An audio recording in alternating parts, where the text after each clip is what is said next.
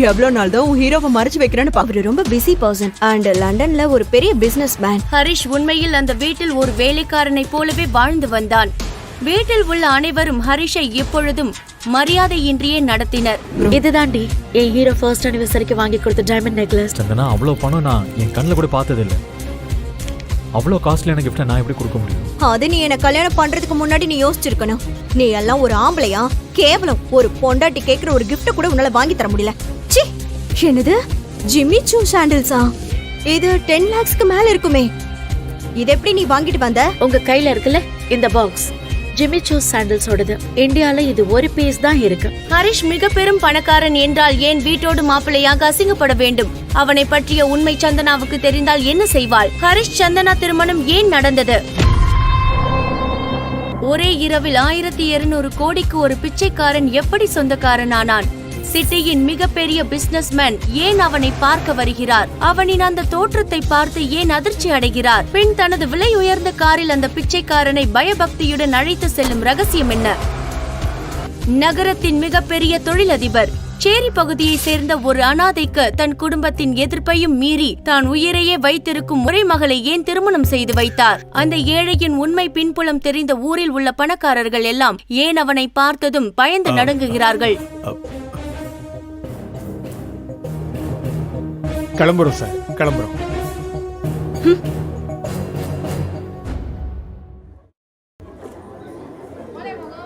எவ்வளோண்ணா?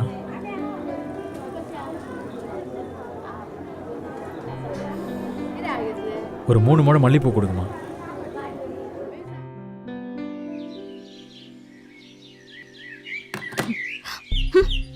உன்னை கல்யாணம் பண்ணதுக்கு பதில் பேசாம நான் கடல்ல விழுந்து செத்து போயிருக்கலாம்.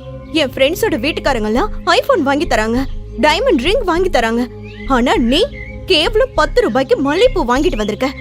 உன்னை என் புருஷனை சொல்லிக்கிறதுக்கு நான் பேசாம தூக்குல தொங்கலாம். சந்தனா தனது அப்பாவின் வார்த்தைகளை ஏற்று ஹரிஷை திருமணம் செய்து கொண்டாள். ஆனால் ஹரிஷ் ஒரு தொழிலதிபர் இல்லை என்பதும், அவன் ஒரு சேரியில் பிறந்து வளர்ந்தவன் என்பதும், அவன் ஒரு ஏழை என்பதும் தெரிந்து அதிர்ச்சியில் உறைந்து போனாள். அதனால் சந்தனா ஒரு நிபந்தனை விதித்தாள். ஹரிஷ் தனது கணவன் என்பதை வெளியே வேறு யாருக்கும் சொல்லக்கூடாது என்று. ஹரிஷ் உண்மையில் அந்த வீட்டில் ஒரு வேலைக்காரனை போலவே வாழ்ந்து வந்தான். வீட்டில் உள்ள அனைவரும் ஹரிஷை எப்பொழுதும் மரியாதையின்றியே நடத்தினர்.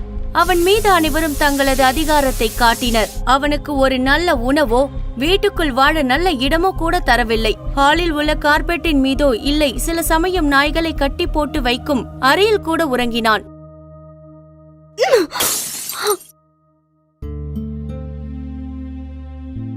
இந்த உடைஞ்ச கிளாஸ் பீஸுக்கு இருக்க மதிப்பு கூட இல்லாத பிச்சைக்காரன் அவன். அவனை போய் ஒரு பிசினஸ் மேன்னு போய் சொல்லி எதுக்கு எனக்கு கல்யாணம் பண்ணி வச்சீங்க? ஏன்பா? அதுக்கு பதிலா நீங்க எனக்கு ஒரு ஃபாரின் பிரீட் நாயாவது வாங்கி கொடுத்திருக்கலாம். அட்லீஸ்ட் எனக்கு கொஞ்சம் ஸ்டேட்டஸ் ஆவது கிடைச்சிருக்கும் சொசைட்டில. சந்தனா தன்னை ஒரு நாயை விட கேவலமாக நினைப்பதை பார்த்து உடைந்து போன கண்ணாடிக்கு இருக்கும் மதிப்பு கூட தனக்கு இல்லை என்று சொல்லி அசிங்கப்படுத்தியும், தன்னை பற்றிய எந்தவித உண்மைகளையும் யாரிடமும் வெளியே சொல்லாமல் இவ்வளவு அசிங்கங்களையும் சகித்துக் கொண்டு ஏன் அமைதியாக வாழ வேண்டும் ஹரிஷ்? ஹரிஷின் ரகசியத்தை அறிந்த சந்தனாவின் அப்பா தனது மகள் அவனை இவ்வளவு அசிங்கப்படுத்துவதை பார்த்தும் ஏன் அமைதியாக மௌனம் காக்கிறார்? இப்படி ஒரு அசிங்கப்பட்ட வாழ்க்கையை ஏற்று வாழும் அளவிற்கு ஹரிஷின் வாழ்வில் என்னதான் நடந்தது? சந்தனா தன் திருமணம் வெளிநாட்டில் நடந்ததாகவும், தன் கணவர் லண்டனில் பெரிய தொழிலதிபர் என்றும் தன் தோழிகளிடம் பொய் சொல்லி சமாளித்தாள். அப்போது அவர்கள் தங்கள் கணவர்கள் கொடுத்த விலை உயர்ந்த பரிசுகளை காட்டும் போது சந்தனாவின் மனம் கொந்தளித்தது. சரி பரவாயில்ல, கல்யாணத்துக்கு தான் கூப்பிடல, அட்லீஸ்ட் உன் ஹஸ்பண்ட இன்டர்வியூவாவது பண்ணுவியா இல்லையா? பா, எல்லாம் அவசர அவசரமா நடந்துருச்சுப்பா. அப்புறம் அவரு ரொம்ப பிஸி பர்சன் அண்ட் லண்டன்ல ஒரு பெரிய பிசினஸ் மேன். இந்தியாவுக்கு வந்து கல்யாணம் பண்றதுக்கு கூட அவருக்கு டைம் இல்ல. அதனாலதான் எங்க கல்யாணத்தை லண்டன்ல வெரி லிமிடெட் ஃபேமிலி மெம்பர்ஸை மட்டும் கூப்பிட்டு நடத்த வேண்டியதா போச்சு. எவ்வளவு நாள் தான் உன் ஹீரோவை மறைச்சு வைக்கிறேன்னு பாக்குறோம். இதுதாண்டி என் ஹீரோ ஃபர்ஸ்ட் அனிவர்சரிக்கு வாங்கி கொடுத்த டைமண்ட் நெக்லஸ். ஒரு முறை வேலண்டைன்ஸ் டே அன்று ஹரிஷ் தனது மனைவி சந்தனாவுக்கு ரெட் ரோஸ் பொக்கே வாங்கி தர ஆசைப்பட்டான். அண்ணா அண்ணா அண்ணா அண்ணா இங்க வாங்கண்ணா, இங்க வாங்கண்ணா. போன தடவை மல்லிப்பூ வாங்கிட்டு போனதுக்கே அந்த திட்டுனா மறுபடியும் ரிஸ்க் எடுக்கணுமா? அண்ணா இங்க பாருண்ணா, இந்த வேலண்டைன்ஸ் டேக்கு இந்த ரேர் ரோஸ் ஃப்ளவர்ஸோட இந்த செம்ம அழகான ஆர்கிடெக்ட்ஸும் இந்த ஸ்பெஷல் ரெட் ரோஸ் பர்ட்ஸும் கலந்து கட்டினதை கொடுத்தா அண்ணி அப்படியே உங்க மேல பாஞ்சிருவாங்க. இந்த பூவெல்லாம் டெய்லி கிடைக்காது, அப்புறம் உங்க விருப்பம்ண்ணா. ஹரிஷ் அந்த பொக்கேவை சந்தனாவிடம் கொடுக்க மிகவும் கோபம் அடைந்தாள் சந்தனா. ஜஸ்ட் கோ வே. உன்னை பார்த்தாலே எனக்கு அருவருப்பா இருக்கு. ச்சே.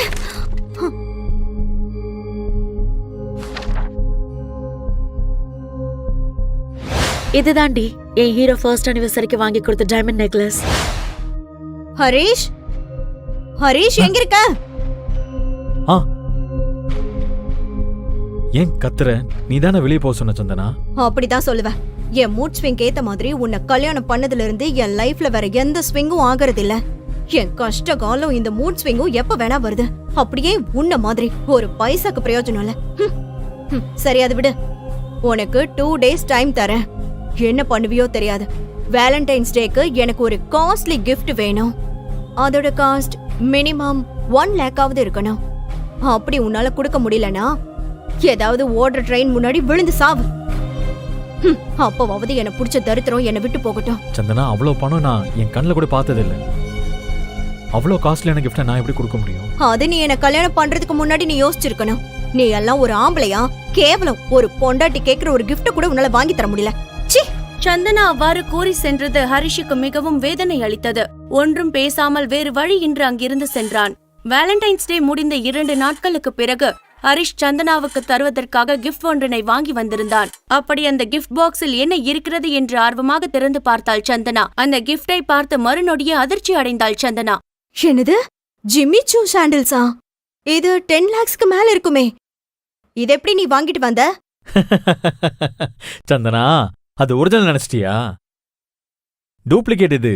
அப்படி ஹரிஷ் கூறியவுடன் ஏமாற்றத்துடன் அந்த சாண்டல்களை தனது அறைக்கு எடுத்து சென்றாள். இருந்தாலும் அந்த சாண்டல்களின் குவாலிட்டியை பார்த்த சந்தனாவுக்கு ஹரிஷின் மேல் கொஞ்சம் சந்தேகம் வந்தது. ஏனென்றால் அவற்றை பார்த்தாலே அவை அப்படியே ஒரிஜினல் போன்றே இருந்தது அவளுக்கு. மறுநாள் அந்த சாண்டல்களை எடுத்துக்கொண்டு அதன் ஷோரூமுக்கு சென்றாள் சந்தனா. அப்போது அங்கு இருந்த சேல்ஸ்கள் சந்தனாவை பார்த்து, மேடம், நீங்க ராஜேஸ்வரன் ஃபேமிலி ஃப்ரெண்டா? ராஜேஸ்வரன் ஃபேமிலி? அவங்களா? அவங்க ரொம்ப பெரிய ஆளுங்களாச்சே. அவங்க மீட்டிங் கிடைக்கிறதே பெரிய விஷயம். பெரிய பெரிய ஆளுங்களே அவங்க அப்பாயின்மெண்ட்டுக்காக வெயிட் பண்றாங்க. அதெல்லாம் ரொம்ப பெரிய விஷயம். ஆனா நீங்க ஏன் அவங்கள பத்தி கேக்குறீங்க? மேடம், உங்க கையில இருக்குல்ல இந்த பாக்ஸ், ஜிம்மி சூஸ் சாண்டல்ஸோடது. இது ரொம்ப ஸ்பெஷல் எடிஷன் சாண்டல்ஸ். இதோட கட்டிங், டிசைன், இந்த லோகோ இதெல்லாம் டூப்ளிகேட் பண்றது இம்பாசிபிள். இந்தியால இது ஒரு பீஸ் தான் இருக்கு. அதுவும் ராஜேஸ்வரன் ஃபேமிலி தான் வாங்குனாங்க. அப்படி என்றால் ஹரிஷ் ராஜேஸ்வரன் ஃபேமிலியை சேர்ந்தவனா? இல்லை என்றால் அங்கிருந்து இதை திருடி கொண்டு வந்தானா? ஒரு பைசா கூட இல்லாதவன் கையில் எப்படி இந்த சாண்டல்ஸ் வந்தது? ஹரிஷின் உண்மையான முகம் என்ன? அவ்வளவு பெரிய பணக்காரன் என்றால் எதற்காக சந்தனாவின் வீட்டில் வந்து அசிங்கப்பட வேண்டும் என்று நினைத்துக்கொண்டே அங்கிருந்து கிளம்பிய சந்தனா, அவன் ஏதோ ஒரு தந்திர வேலை செய்துதான் இதை தனக்கு பரிசளித்திருக்கிறான் என்று தனக்குள் கூறிக்கொண்டாள்.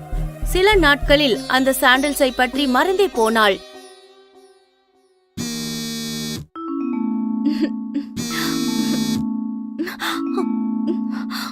ஐயோ கடவுளே. ஒரு நாள் காலையில் ஹரிஷ் காய்கறிகளை வாங்குவதற்காக வெளியே சென்றிருந்தான். அப்போது வேக வேகமாக கிளம்பிய சந்தனா கோபமாக ஹாலுக்கு வந்து கத்த ஆரம்பித்தாள். அம்மா, ஹரிஷ் எங்க? எனக்கு எப்ப தேவையோ அப்ப இருக்க மாட்டான். நான் இன்னைக்கு அவனை ஆபீஸ் கூட்டிட்டு போகணும்னு நினைச்சிட்டு இருந்தேன். ஆனா அந்த மகாராஜா வீட்லயே இல்ல. ஆனால் சந்தனா ஹரிஷை பற்றி பேசிக் கொண்டிருக்கும் போதே அங்கு வந்தான் ஹரிஷ். இவனெல்லாம் ஆபீஸ் கூட்டிட்டு போறது ரொம்ப முக்கியமா? நீ சும்மா இருமா. ஹரிஷ் எங்க போய் தொலைஞ்ச? நல்லா கேட்டுக்கோ, நான் உனக்கு கடைசியா ஒரு வாய்ப்பு தரேன். இனிமே என் கூட கிளம்பி என் ஆபீஸ்க்கு வந்து ஏதாவது ஒரு வேலை செய். இப்படியே வீட்ல வேலை செஞ்சு ஓபி அடிக்காத. போய் சீக்கிரம் ரெடி ஆயிட்டு வா, உன்னால எனக்கும் லேட் ஆகுது. ஒரு 2 நிமிஷம் சந்தனா, ரெடி ஆயிட்டு வந்துடுறேன்.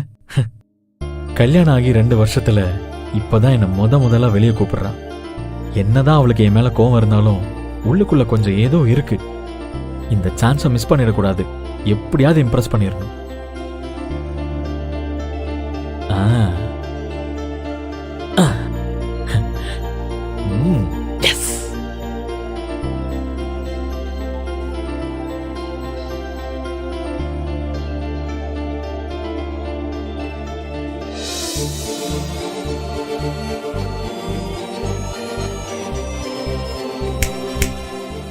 ஹலோ பொண்டாட்டி, போலாமா?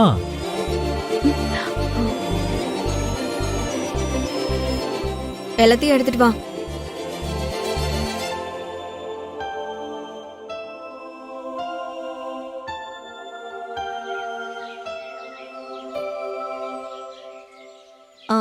மறந்துட்டேன். பேக் எடுத்துக்கிட்டியா?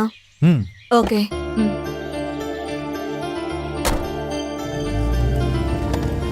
சிறிது நேரத்தில் சந்தனாவும் ஹரிஷும் சந்தனாவின் அலுவலகம் வந்தடைந்தனர்.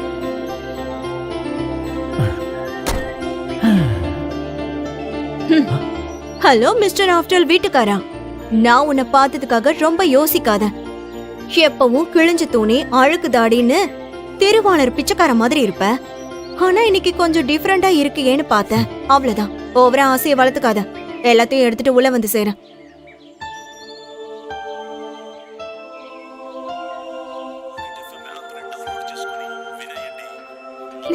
Hey princess, hi. how are you? ஆளையே பார்க்க முடியல. எங்க போன நீ? உன்னை பார்க்கிறதுக்கு அப்பாயின்மெண்ட் கிடைக்கிறதே பெரிய விஷயமா இருக்கு. ஐயோ, அவ்வளோ சீனெல்லாம் இல்ல. வீட்ல கொஞ்சம் வேலை அதிகம், அவ்வளவுதான். ஓ, okay, okay. By the way, I have something for you. Surprise! Wow. See what I got for you. Sabyasachi lehenga. Deepika Padukone அவ கல்யாணத்துக்கு கட்டின அதே பிராண்ட். உனக்காக ஸ்பெஷலா வாங்கிட்டு வந்தேன். இத நீ உன் கல்யாணத்துக்கு போட்டா சும்மா தெரிக்கும். வாவ். இது எனக்காக வாங்கிட்டு வந்தியா? This is so lovely. Thank you so much for the gift. இதுக்கெல்லாம் எதுக்கு தேங்க்ஸ் சொல்ற சந்தனா? உனக்காக நான் என்ன வேணா வாங்கி தருவேன். என் ஃப்ரெண்ட் மூலமா ஸ்பெஷலா ஆர்டர் பண்ணி வாங்கினேன். ஜஸ்ட் இது 20 lakhs தான் ஆச்சு. Oh my god, 20 லட்சமா? Thank you so much Ashok. இத மட்டும் கல்யாணத்துல போட்டேனா எல்லாரும் என்ன பத்தி தான் பேசுவாங்க. சந்தனா சப்யாசாச்சி லெஹங்கால அப்படியே செலிபிரிட்டி மாதிரி இருக்கான்னு. கரெக்டா சொன்ன. நீ ஒன்னும் எந்த செலிபிரிட்டிக்கும் குறைஞ்சவ இல்லையே. சந்தனா, இந்த லெஹங்கா டூப்ளிகேட், ஒரிஜினல் இல்ல. ஹேய், வாய மூடுறா. பெரிய இவனாடா நீ? ஒரு பிராண்டட் ஷர்ட் கூட வாங்கி போட துப்பு இல்ல உனக்கு?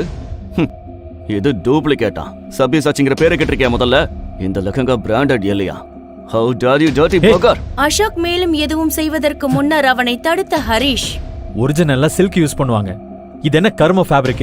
சீப்பா. ஒரிஜினல் டிசைன் வேற மாதிரி இருக்கும். இது என்னது வேற மாதிரி இருக்கு? ஒரிஜினல் லோகோல கேபிட்டல் எஸ் இருக்கும். ஆனா இதுல என்ன இருக்கு? ஸ்மால் எஸ் இருக்கு. இந்த மாதிரி துணியெல்லாம் லோக்கல் மார்க்கெட்ல 500 ரூபாய்க்கு கிடைக்கும். ஹரிஷ் அவ்வாறு சொன்னதும் சந்தனாவும் அந்த லோகோவை பார்த்து அது டூப்ளிகேட் என்பதை உறுதி செய்து கொண்டாள். அதை பார்த்து அசோக் என்ன செய்வதென்று தெரியாமல் திணறினான். என் ஃப்ரெண்ட் தான் ஐ திங்க் பை மிஸ்டேக் தப்பா அனுப்பியிருப்பான். நான் உனக்காக ஒரிஜினலே ஆர்டர் பண்றேன். சந்தனா, நான் உனக்கு டூப்ளிகேட் எதுக்கு கொடுக்க போறேன் சொல்லு? ஐ மீன், ஓ ஐ ஜஸ்ட் காட் அ கால். ஒரு நிமிஷம் வந்துடுறேன். ஹலோ. Okay okay. டேய், இந்நேரம் கிழிஞ்சிருக்கும். கரெக்டான டைம்ல கால் பண்ண. சரி வை. சந்தனா, இது வரைக்கும் நான் உனக்கு எந்த அட்வைஸும் பண்ணது கிடையாது. ஆனா இப்ப சொல்றேன், இந்த அசோக் உனக்கு டூப்ளிகேட் கிஃப்டை கொடுத்து மேனிப்புலேட் பண்ண ட்ரை பண்றான். அவனை தயவு செஞ்சு நம்பாத. உனக்காக ஒரு நாள் கண்டிப்பா ஒரிஜினல் லெஹங்காவை நான் கிஃப்ட் பண்றேன். அதுக்காக நான் எவ்வளவு வேணா ஹார்ட் ஒர்க் பண்ணி நான் வாங்கி தரேன். ஹரிஷ் தனது மனதில் தேக்கி வைத்திருந்ததை எல்லாம் சந்தனாவிடம் கொட்டிவிட்டு அவளது பதிலுக்கு காத்திருக்காமல் அங்கிருந்து வேக வேகமாக கிளம்பிச் சென்றான். கல்யாணம் ஆகி 2 வருஷத்துல இந்த மாதிரி இவன் கோவப்பட்டு நான் பார்த்ததே இல்ல. நான் அவன் கூட நிறைய சண்டை போட்டிருக்கேன். அசோக் மாதிரி ஆளுங்க கிட்ட நான் ஏமாந்துட கூடாதுன்னு எதை பத்தியும் கவலைப்படாம எனக்காக பேசிட்டு போறான். ஃபர்ஸ்ட் டைம் செக்யூர்டா ஃபீல் பண்ண வைக்கிறான். ஒருவேளை நான் தான் இவனை பத்தி புரிஞ்சுக்காம என்கிட்ட இருந்து ரொம்ப தள்ளி வச்சிருக்கேனா? Excuse me madam.